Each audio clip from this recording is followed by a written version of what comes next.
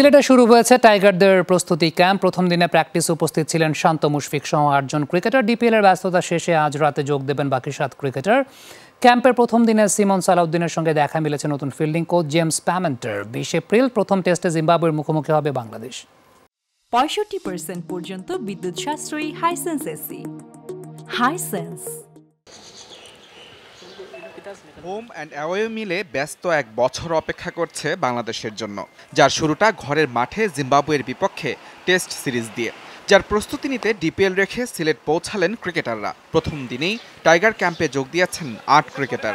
নাজমুল শান্ত, তাইজুল, মুমিনুল, অঙ্কন, মুশফিক, নাহিদ রানা, খালেদ ও হাসানদের দেখা মিলেছে ফুরফুরে মেজাজেই।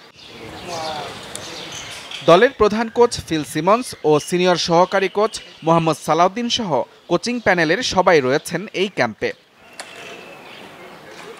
আর অনুশীলনের প্রথম দিনেই দেখা মিলেছে নতুন ফিল্ডিং কোচ জেমস প্যামেন্টকে।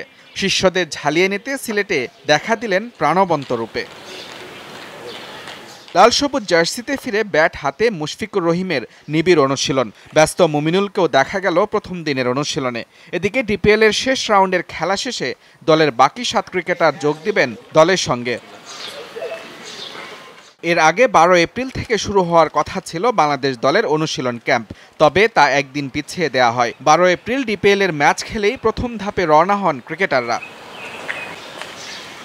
২ টেস্টের সিরিজ খেলতে আগামী ১৫ এপ্রিল বাংলাদেশে পা রাখবে জিম্বাবুয়ে দল। এরপর ২০ এপ্রিল সিলেট আন্তর্জাতিক স্টেডিয়ামে প্রথম ম্যাচে মুখোমুখি হবে দুই দল।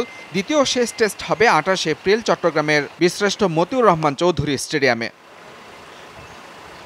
মুজরাম বিন তারেক, যমুনা স্পোর্টস।